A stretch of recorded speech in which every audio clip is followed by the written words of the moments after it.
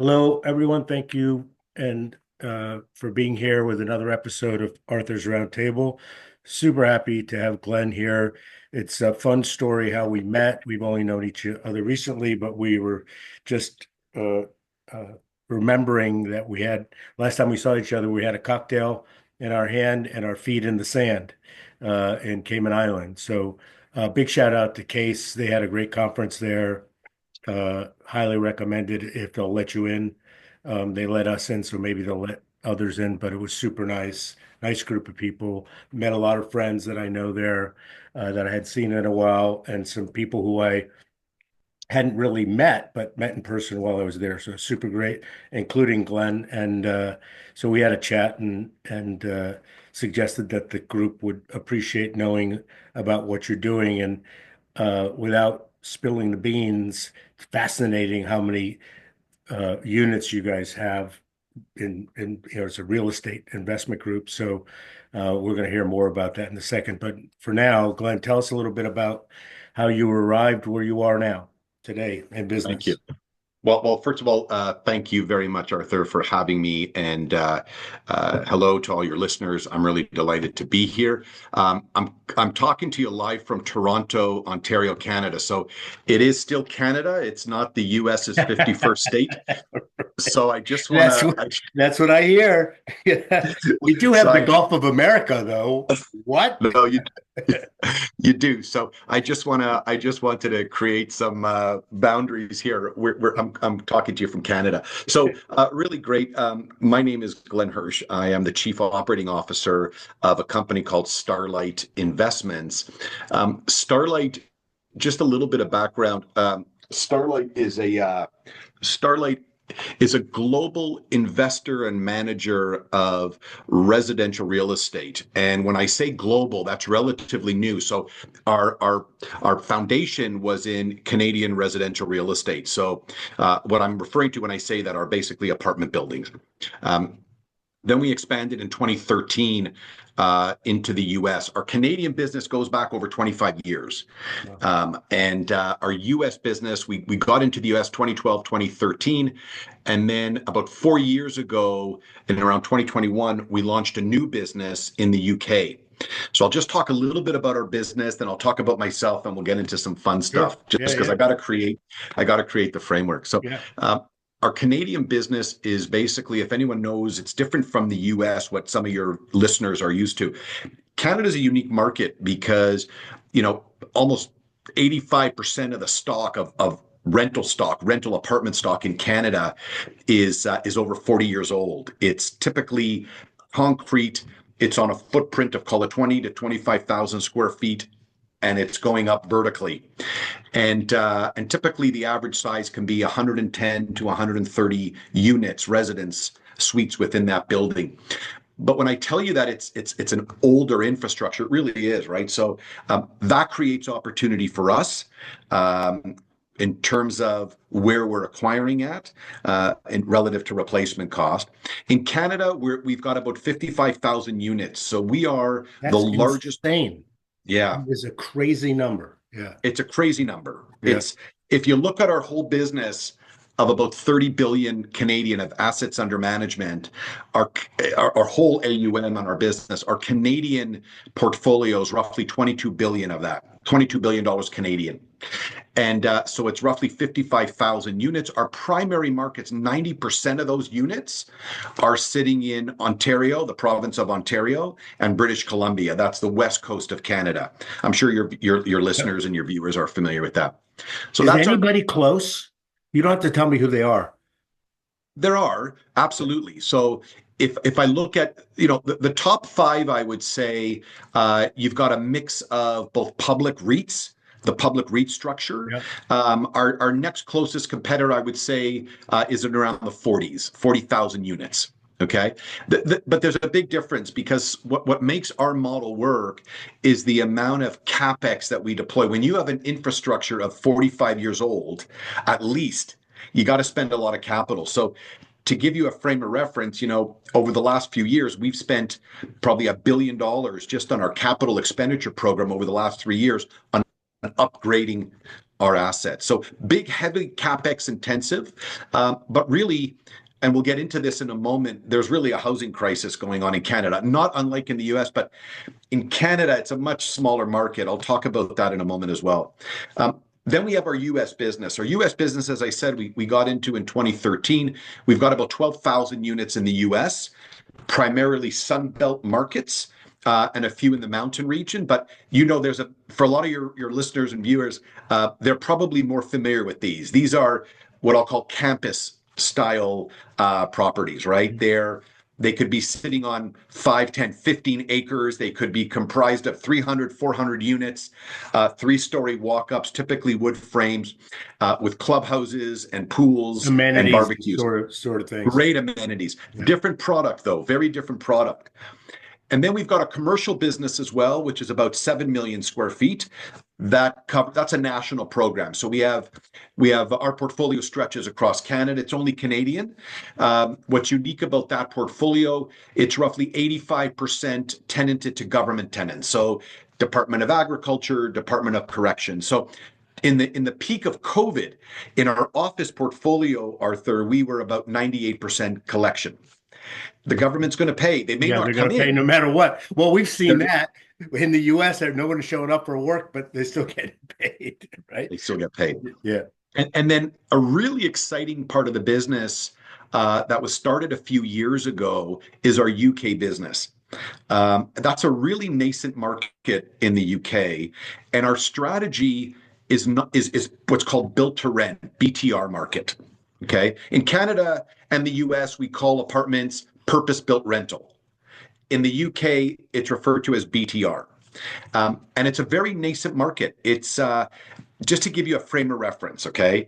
If you look at the UK in terms of their population, and I may be off a few million, so please don't send in notes that I was off, but call it 65 to 70 million residents in the UK. Okay, citizens of the UK. It's a population of about 60 to 70 million, 65 to 70 million. There's roughly 115,000 rental apartments, BTR units. Wow. It's nascent. So we decided to deploy a strategy in the UK where we're not in central London, we're in major regional centers and the London commuter belt. Yeah. So right now, after about 3.5 years that we've been in there, we are now developing roughly 3,800 units in the UK. Wow. So it's an active business for us. It's a really active business for us. And is there aside from you doing all the studies and deciding that you wanted to be in that market, is there an appetite for these there? Yeah, look, I think from our perspective, being the largest and having the long history that we do in Canada, we see similarities between the UK BTR market and where Canada was 15, 20 years ago. And to us, that creates a lot of opportunity to, it's an environment where there's similar regulation. We speak the same language, obviously. Yeah. And we're able to go in with the knowledge, experience, processes, and systems to basically enter that market in a really effective way. The only unique thing I'll tell you is we're deploying a forward purchase strategy there. So we're not going and buying aging buildings as we do in Canada because they don't exist in the UK in large scale. So what we're doing is we're finding best-in-class developers that are fully entitled, fully zoned, and in some cases shovel-ready. And those are our partners that we're entering into agreements where we will strike a price and purchase it at roughly 95% or substantially complete, and then we'll take on the lease-up risk. Wow. Very exciting part of our business. Wow. Our roots, our roots are in Canada. Our founder of our business originated from Berlin, came over in 1995. He's just celebrating now 30 years in Canada doing business. And their company in Europe has a 75-year history of doing business in Europe. So he took sort of the lessons, brought it over to Canada 30 years ago, and has grown this business. It's an amazing story. It's really an amazing story. I'm just so delighted to be a part of it. And it's just all in terms ground of up there, right? It's all ground up Pardon? with developers that are ready to build in the They're UK. all they're all ready to build, um, to the point where, we're finding key cities. We've got three projects in Manchester, we're in Leeds, we just topped off a building in Liverpool right on the water. We're in Maidenhead. We're really in London commuter belt. So you could be 35 to 40 minutes outside of London, but you're paying a fraction of what central London rents would be, and we're buying at half of where London price per foot would be on an acquisition. So it allows us to generate the outsized returns on a risk adjusted basis for our partners. The way we fund that is we I would say 80% of our business globally is sort of joint ventures, right? Co-invest with joint ventures. Um, what we started in 2018 were these commingled structures. So these become commingled structures, and our investor makeup are typically multi and single family offices, high net worth, and what I'll call mid-tier institutional investors globally. So it's been an amazing ride. I have to tell you, every now and then I text with our founder. I'm like, can't believe the stuff we're doing. Like, it's just been exciting. It's been It is amazing. exciting. Yeah, it's super exciting. Yeah. Yeah. Well, it's, the everybody knows this, and so I'm stating the obvious, but the ability to close is a huge lever, right? And so, if you're a new real estate developer and you're scrambling, good for you. And everybody's got to make their way in the world. But if you can step up and say, "Yeah, tomorrow we'll close," I'm exaggerating, but Yeah. it makes a big difference. I think that's right. I think our calling card is our track record. But that goes for all of your listeners, your partners. You know how it is, right? I mean, when you do what you say and you under promise and over deliver, and I know I'm sounding cliche, and your listeners are going to say, well, obviously, but it really is when you've been in business this long and you can demonstrate that as a steward of investor capital, we're here to, take a proper risk adjusted approach. It works. But we've also been in business so long and we've done it. So when we talk to potential investors or partners about a new strategy, we just have to look to what we've done. So for example, Yeah. when I talk to investors about this built to rent strategy, which is a forward purchase strategy, I look to my Canadian and US experience, and I've done 8 billion of those. So Right. we're not new to the game, right? Yeah. So, but yeah, I mean, certainly. Listen, we're the last dollar out on every deal, so that helps too, right? We're there to. It's all total return based and it's performance based. So we're not here to just skim off the top. That's not Yeah. our. Take a That promote and keep on moving, right? No. Yeah. yeah, that's Yeah. and as long as we generate the appropriate return.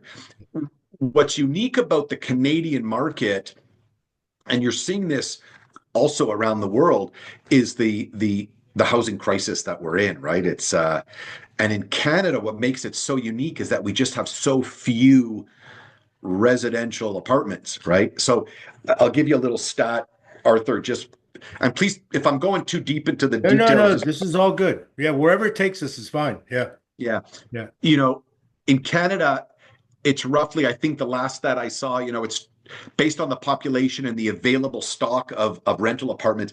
It's like 23 or 25 people for every one available unit, Wow. right? Yeah. In the US, that equivalent number could be like 12 or 13. Yeah. So I we think that's really about have right. Yeah. a supply issue here. Um, Is there a deal flow constraint? In other words, are there a lot of people going after the same 44, 5-year-old buildings that you're going after when they come to market? yeah. So what's unique about our market is that if you look at in our country, we have about 2.4 million rental units. That's it. That's our stock. Okay. Now you can add on another 400,000, which is the condo shadow market, Yeah. right? But 80% of the rental stock, this is an amazing statistic. That is the inverse for a lot of your listeners investing in US residential real estate. It's the opposite. 80% of the rental stock in Canada is owned by what we call mom and pops. So it's intergenerational, multi-generational families that own 5 buildings here, 6 buildings here, that bought them 40, 50 years ago. And now it's moved down the generation chain. And that third generation would rather be vacationing in Turks than putting on a roof on Yeah. a property. So that's 80% is mom and pop. Then you have 10% is owned by the REITs, and the other 10% what I'll call institutional holders. So with 80%, what we call our mom and pop, what it basically means is that there's a lot of opportunities to capture smaller portfolios and sort of one-offs. So Sounds like I would, opportunity to me.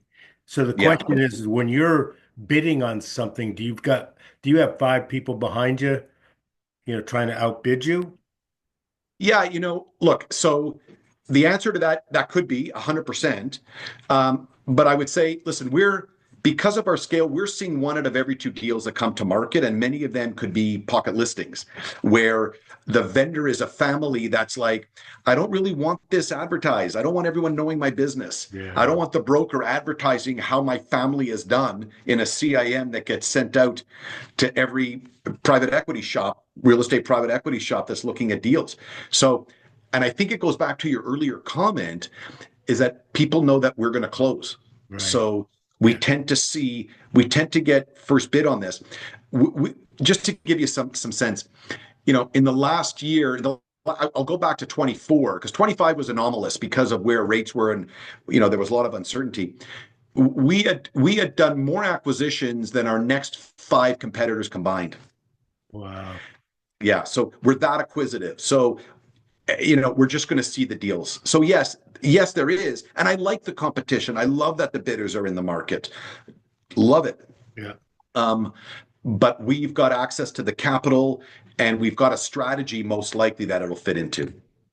Are you so forgive me, but let's go off a little bit off track because I don't know what the tax laws are in for LPs or investors, high net worth people, whatever the taxpayer base Yeah, is investing as an LP and your opportunities. One of the nice things about investing in real estate in the US is it comes along with lots of goodies. Cost yeah, seg, deferred taxes, offsets, depreciation, you name it, right? And it's a good asset class to push out taxable events, right? And yeah, actually have a coupon, which is not taxable in the meantime. I'm oversimplifying, but you get my point. yeah, Do you enjoy that sort of thing there as well? yeah. Yeah, we do. And we set up some blockers between Yeah. the Canadian Mutual Fund Trust or the Canadian LP and our what we'll call our foreign or non-domestic investors. So they come in through a Canco. It's designed to Cayman, shield as much. Cayman Yeah, blocker, right? yeah. Yeah, right. So we'll Yeah, create the blocker yeah. and then they'll come in. We're doing that now for our UK strategy where we're setting up a Jersey entity and they'll come in through that. So yeah, we enjoy some of the same laws. We try to classify the distributions as return of capital. We've got our tax firms and our tax advisors are on that to make sure that there's as little leakage as we can, Yeah. bringing in so many foreign investors and different, because some qualify as institutional. There's that tax treatment, Yeah. and then you've got the family offices that either aggregate and come in. So there's multiple ways for them to come in with minimal tax leakage. So So we structure that as well. I'm sure it's a moving target, but right now, what's the vehicle look like for a US investor? Is it a fund? Is it an SPV? Is it a deal by deal? Is it a Yeah. So what we'll typically do is we'll set up. I guess it'll come in as a and I don't want to go down the tax law because I've got my advisors and my CFO that will manage that. But I believe it's and we may have to correct this after. It may be coming in as under the U.S. REIT structure, uh-huh. and so you can get some of the benefits where you'll flow through a lot of the capital cost allowance, and a lot of the capital will flow back up through to the investor. So if that's something that any of your listeners or want to explore, then that's something that we can easily get in and share some information. Absolutely. Yeah, we'll definitely do that. What is Yeah. the breakdown between your investors, not you, but your investors that are Canadian as opposed to US, for example? Yeah. So if I look on the last several funds, we happen to attract both domestic and outside of Canada. So a lot of the firms that came in were international investors, which we have a group in our shop that does our global markets. This fellow who runs that, who's the president of that division for us. I mean, he's traveling everywhere. He has super elite status on every airline Yeah, because right. Yeah. his job is to go out there and meet large institutions globally. So everyone that you could think of, we are partners with.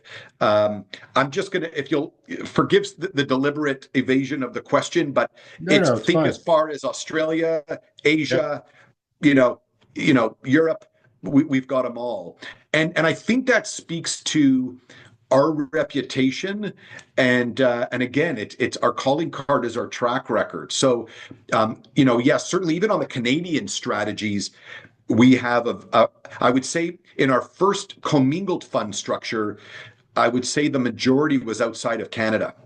Yeah. Interesting. Just because you have to understand from your perspective as an American, look at where the dollar, look at the FX advantage you have. I mean, our dollar, depending on the day and because of all the tariff going on and the discrepancy between the 10-year yield, which between the 10-year treasury and the Canadian bond on the 10-year could be as much as 150 basis points. So our dollar is feeling it, right? So Little we're arbitrage there for us. Yeah. right. So you're coming in with US dollars. That's an incredible advantage. How you want to treat the US dollar from a hedge position or not, I mean, think of where that currency has to move for it not to be advantageous. So we're seeing a lot of demand coming from currencies that are way stronger than the Canadian dollar because you're getting in at a great basis. Yeah. Super interesting. Did you see the trade today? Bridge Capital Group got acquired by Apollo. Uh, More of that is, yeah, I suspect. I Yeah. suspect that, yeah. Yeah. But wasn't there that was yeah, but Bridges, are you talking about Bridge, the lender, the private lender? Bridge, the real estate group in Salt Lake City. Oh, okay, no, we've got a similar situation here called Bridge something Yeah. that was a private lender credit provider that had its own issues. So I thought they had come in and swept in and got some default loans and things like that. I'm Yeah, gonna get the numbers all wrong, but I happen to know one of the founders of that, who has since retired 10 years. But yeah, I just, it was a feed on X, so I'm sure I can be getting everything wrong, right? right. But I mean, it was some ridiculous number, but they were acquired. Yeah, I mean, look, it's we're seeing it everywhere, right? When you look at our market in terms of even to get permitted for development, one of the things that I didn't mention at the top of our conversation was we've got a big development pipeline as well. So we've got right now in Canada we're developing about 1,800 suites, primarily in Ontario and BC, and we've got a pipeline of about just over 20,000 units over the next 10 years that we're going to be bringing on. But Arthur, when you look at that from our perspective, the reason why we're sitting at a little bit of a competitive advantage, 85% of that is infill. So we're developing on density where we already own the site. So it's very typical. Not far from my house, we own a 130 unit building. There was a parking lot adjacent that was part of the building when they first were given, when the original owner 50 years ago was given the permit.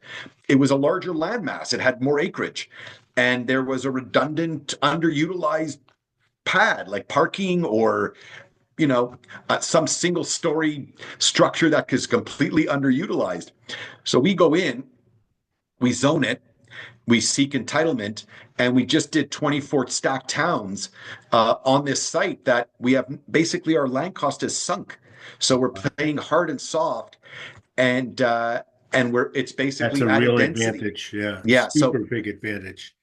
Wow. And it's funny because that's made its way into our due diligence when we're out in the market acquiring. We look for, is there capability to add density, obviously. And then I've got a 30-person development team. That's all they do. Yeah. So do you see that also in the US in the regions that you're focusing on here as well? Less, really Yeah. less. It's a Yeah. very different market in the US. The US is a look, we're in the US. We have a pretty large footprint in the US, but the dynamics are just different, right? Like there's I would say this, the same supply constraints that we're seeing here in Canada, you're just not seeing in the US. They're building way faster. The turnover is very high in the US. They're able to get entitlements way quicker than we can in Canada. It takes a long time in Canada. That number keeps creeping up. Yeah. Construction costs have gone up. I can't even tell you multiples in the last 5, 6 years. It's really hard to keep ahead, and there's no labor here. The government's not bringing in enough trades. I can't even get it. I can't even get people to come build it. So it's the U.S. market is a little bit different. We're not structured to have the same development infrastructure. So we'll buy from merchant builders. Yeah. We'll do that. That's our core strategy. But no, we're not seeing that as much in the U.S. So And it's a let's talk different about capital that. play as well. Yeah, let's talk about that for a second. And I don't want to get political. I don't care, but I just know there's no point in doing it. Are you experiencing the same thing that US is in that the trades have suffered so badly in terms of the people who want to be in that business because nobody trained them and no one anticipated that there was going to be a problem with capacity and HVAC and et cetera, et cetera, et cetera. Are you experiencing the same thing? We are. Just for your listeners, our immigration system, if people understand what was happening in our country over the last several years, our politicians were very pro-immigration over the last several years, and that was great for our business. So I think over the last several years, we had on paper, let's call it 1.5 million immigrants that have come in. That doesn't include temporary students, which added another million immigrants. So we had a really, really strong immigrant base. 66% of those, even 70% of those become renters. So we had a Ah, lot of demand. yeah. Why am I telling you that? Is because what you didn't see come in that immigration wave were a lot of tradespeople because we have a point system. So there weren't enough points. So, for example, we wanted to bring in skilled people, plumbers, hairdressers, and they would be allocated points. And then you would basically submit your application, you'd be allocated points, and you'd be given granted immigration status. The points allocated to construction trades, drywallers, Wasn't high enough. welders Yeah. wasn't high enough. So what the government is doing now, you must have read, we've curbed our immigration numbers because it created this housing crisis. Everybody knows, they had an immigration plan. We didn't have a housing plan. Yeah, right. We have, yeah, uh, So you got to house these people that come in, yeah, and we didn't think ahead like that. So yeah. we have just the amount of the dislocation between the demand for housing and the supply became so great that our government agency, our mortgage insurance agency estimated that, just hear me out for a moment, Yeah. to create a level of affordability between the amount of supply and demand in affordable renting, we would need to add roughly 3.5 million units, apartment units, by 2030. Can never be done. Never Can never happened. be done. And And and not that only would be could it the be free markets compressing the rates so they were affordable, right? Supply and correct, demand or type things. Yeah. it is, or Right. if you want to attack affordability, bring on supply. Yeah. Bring Right. supply to the market. You'll bring Ex- down the cost. The Exactly. problem with the problem was that we had all these immigrants coming in. We just didn't have the housing for them. So it really created this imbalance, the dislocation. For us, you know, we look at ourselves, we want to provide a solution, and we work with all levels of government to help us fast track so we can get permits, we can find the trades, we'll get the capital, Yeah. right? But So, give us some incentives that we want to continue to construct, yeah. right? So they do that, just not fast enough. And the time it takes to pull permits and get entitlements keeps going out. So I want to go back to your question. we are seeing the same thing. And the other problem is now when you start to see this threat of tariffs coming from the US on Canada, and you know that's going to have a direct impact on GDP growth, unemployment, interest rates potentially, and Yeah. spending. I don't know what that means for investment into housing and more trades coming in. It's a tough one. I don't think anybody knows what it means. I mean, it sounds good or sounds bad depending on what side of the trade you're on, right? But I don't think really anybody's going Yeah. to understand the impact of all that. And you know, there's shit happening in DC at such a pace that it's blowing everybody's minds. But we'll see how it all comes out. Just sitting on the sidelines watching. Yeah. So, what is Yeah. the regions in the U.S. that are interested in, Sun Belt, Texas, Florida, Atlanta? Yeah, all of the above. Yeah, We go where the jobs are. We go where people want to be, um, and the only thing is that you're finding in the U.S. it's a difficult market, and everybody seems to be investing in the U.S. as we are. Um, but I would say that because of the dynamics, I think it's going to be a couple of years until we start to see that same velocity that we saw 3, 4 years ago. Um, Nothing's really going to happen until the underlying cost of capital comes down. I mean, it's just the spread right now between your cap rates and your cost of financing is too wide. yeah. Canada, thankfully, we're back in positive leverage territory. Oh, good. Um, and the other advantage that we have is sort of our financing mechanism here. We have a version of what you guys have in terms of Freddie and Fannie. We've got a government agency that backstops lenders for lending, so they're able to charge lower spreads Yeah. because they don't have to keep the capital because it's On their backed by balance the sheet, government. yeah, they pass it Yeah, off and yeah, correct. and So quasi federal guarantee on default sort of thing. Yeah, right. right. Yeah. So, it's not uncommon to see 5 and 10 year financing. I'm going to say it. So sit in your seat and hopefully your listeners aren't driving and they'll go off the road, but it could have a 3 handle on it. That would be nice. Yeah. Yeah. Yeah, who knows? Again, we will see how all this goes, but Yeah. no, you're hypersensitive and aware of it, I'm sure, but interest rates have an impact. Yeah. Few 25 basis points here or there, 50 basis, it has an impact, and It people, does. they Yeah. pull back, right? Because Yeah. the pe- in the U.S., real estate developers are notorious for being, cavalier, right? And all right, so what? The interest rates will go up, they'll go down. I buy that building, I default, I still made a bunch of money. Where I mean, and so, but many, many of them that are responsible, arguably how you guys are to their investors, they're looking at that number and going, I could get crushed, right? I could be underwater in no time. I'm going to tell you why. I'm going to tell you why the big difference. Because if you're buying sort of in place assets in the US, you're typically buying, if you're in that what I'll call value add or core plus strategy, you're buying at a 10 to 20% discount to replacement cost. In Canada, we're buying at the 50 to 60% That's discount to replacement crazy. cost. That's So crazy. and Yeah. not even that, even after we upgrade the building, I'm still at 45, 40% discount to replacement cost. Canada is very unique in that way, Yeah. right? It's a very unique market. So yeah, you can be a little cavalier, but you can get hurt in the US, Yeah. It's a much bigger market and there's a bigger renter base. We joke sometimes that in some of our submarkets in the US, Texas in particular, in some of our suburban markets, we have as many units in those suburban markets as we do in all of Canada. That's funny, right?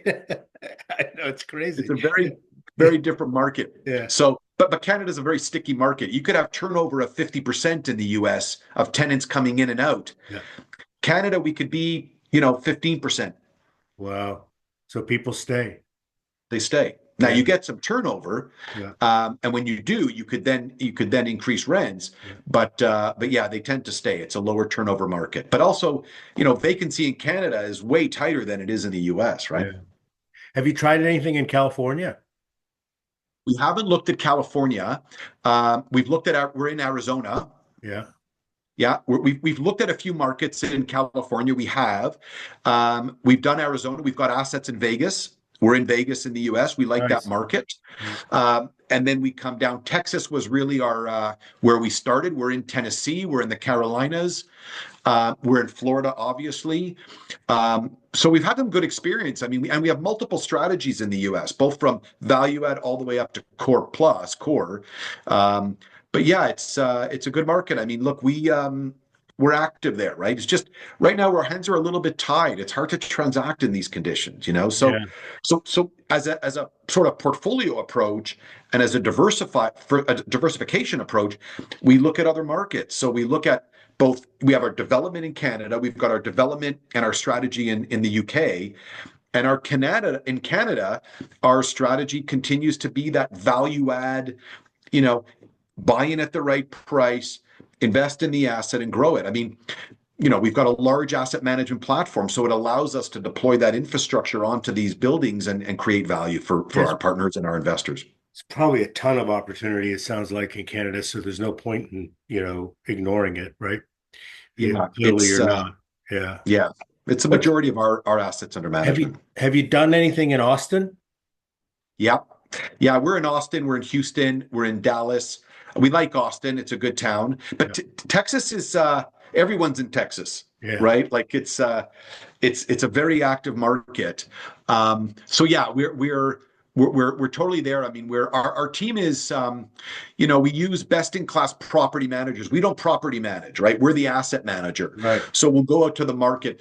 In the US, we'll use we have sort of regional best-in-class property managers, and which they're like white glove service. They do everything for us, Yeah. and we're sort of designing the strategy and ways to grow the revenue. So Austin is a market. Texas is a strong market for us, and some of the sub-markets within there. We're probably in about I would think across the U.S. 16 or 17 different sub-markets. Yeah. We're in Colorado also. We're in the mountain region. Yeah. Yeah, Any different. any New York City stuff? No, no, we different, it's we like the Sun Belt just from we see the interstate migration, you Yeah. just got to follow the U-Hauls. You do have to follow the U-Hauls. It's a good strategy. Yeah. Follow the U-Hauls. It'll tell you everything. Yeah. They'll tell you where it's going. So Yeah. that's been exciting. From our side now, what are we looking forward to in this market to be nimble? We've dipped our toe in the UK from a European strategy. I could see us sort of Yeah. continuing to expand in Europe, trying other markets. Yeah. That could be super exciting for us. In Canada, also, you've got new markets in Canada that people sort of haven't, have maybe shied away from. Calgary, Alberta. I told you 90% of our real estate is sitting in two provinces, Ontario and British Columbia. We're always looking for opportunities across the country where there's good rental growth, good employment, and good sort of acquisition opportunities. We're doing that. So we're looking at other markets there. And in the US, we're going to continue to look in the US. Yeah. And we've got some really good patient partners that have come along with us. So we'll continue to derive value there. That's And our great. development, How, our development, yeah. yeah. How many employees all in do you guys have? We're 400 employees. Um, I'll give you an interesting stat. We're 400 employees. We're managing 30 billion of AUM. Our head office is in Toronto, Canada. We've got two other offices in Canada. We've got one in Vancouver, and we've got another office in Victoria, which we call Vancouver Island. Beautiful island. We've got a huge development. We're building 1,500 units on the island of Vancouver Island, in a city called Victoria. We just launched phase one, 526 units, and we're putting 80 affordable units in there, which is great. And then we've also got an office now in the UK in London. Yeah. Nice. So we're 400 we're 400 people. I'll give you a little something anecdotal. When I joined the company almost 8 years ago, I did my first town hall, and and I was speaking to our staff. We were about 110 staff, and we were managing around 7.4 billion of AUM. And I sit there the other day, we did our town hall in December, and I was talking to 400 people and 30 billion. So the ride's been incredible, Arthur. It's been Yeah. exciting. And to be honest, it's really a result of our partners and our Yeah. suppliers and our vendors and our staff and our people. It's we're a people business. What's interesting is when you look at our tenure, people want to stay here, people want to work here. So we've got a whole Really important. group that are 15, 10, 15, 20 years been with us. So it's been great. It's really That's been a great awesome. ride. Yeah. So how much money, like if someone wanted to write you a $10 million check, you'd probably take it. Can you take a $50 million check? Yeah, yeah. So in all of our strategies, particularly on the commingled fund strategy, I'm not talking the joint venture. I'm talking this commingled structure. So in Canada, that commingled structure we've built up to about 6.5 billion of AUM. It's about 2.5 billion of equity. In our funds, we've got class A at 100 plus, where we have a lot of class A's. We've got B's at 50 or 75. So yeah, and then depending on the desire to build long-term relationships, sure. I mean, we've got a share unit class at 10 million with pleasure.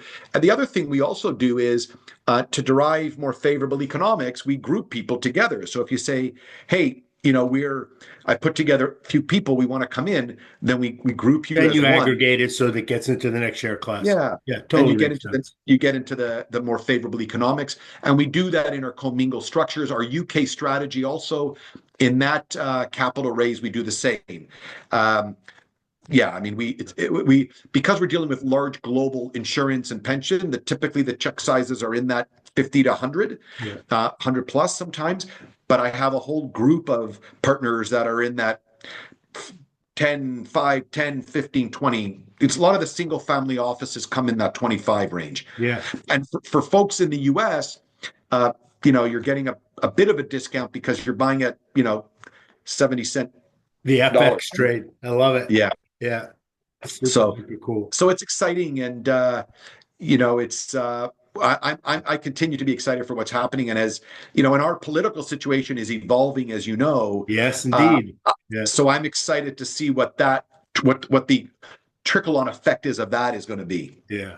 Well, Yeah. for what it's worth, the sentiment gauge that I can, or the sentiment that I can share with you as it relates to real estate and the US and our new administration is, everybody's moving full steam ahead. I mean, Yeah. the Republicans and the conservatives are, optimistic, guardedly optimistic because, Trump is, you know, you never know what he's going to do next, but for all intents and purposes, he's pro-business.